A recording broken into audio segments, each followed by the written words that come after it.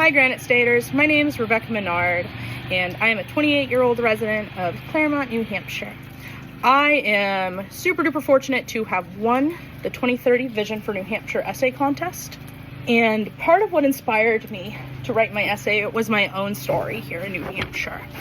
When I was a little kid, I wanted nothing to do with New Hampshire. I thought I was never coming back to my hometown, right? And so I went and I saw the world, and it was great. I went to North Carolina for college, Mississippi for grad school, and I learned so much. And in that education, I realized New Hampshire's special, and that's where I belong. So I came back home to take care of family and to serve at my alma mater. And I hope in this endeavor to give back at least a portion of all that's been given to me in my lifetime here. When I am looking forward to 2030, as a state, I think it's really important for us to be grounded in 3 values. Those 3 values are family, community, and resourcefulness. When talking about family, I think it's really important for us to rely on one another, right? We're all we have. And part of the reason why I moved home was to take care of my father. So he lives with us. It's helped with affordability, of course, because we have 3 wage-earning adults in our home. But it helps in other ways too. He's able to pass on stories. He watches his grandkids, my sister's babies. I don't have kids yet.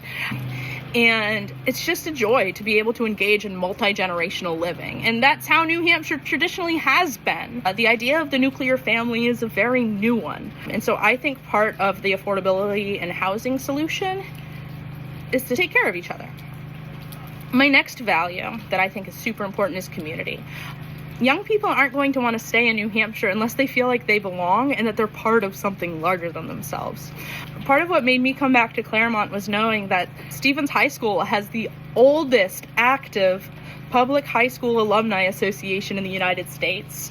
I love going to the alumni parades. This year is my 10-year high school graduation anniversary, and I'm wicked excited to start putting together a float because I know that all the little kids are going to see things the way I saw them 20 years ago. The parade is marvelous, and it makes you feel like you belong in town, especially since people from all over the country come here to remind us just how special Stevens High School in Claremont, New Hampshire is.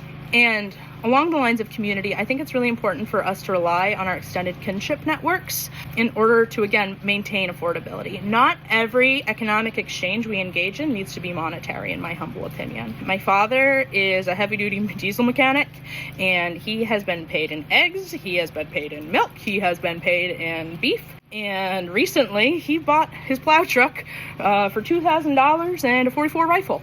And so I think it's really important for us to recognize that cash isn't always king. The next value that I think is going to get us to 2030 is resourcefulness. An old Yankee Great Depression saying is, use it up, wear it out, make it do, or do without. And that's why I make, this is going to be a shawl, I mend, I don't finance my car. I have a Toyota Camry that cost me $3,500.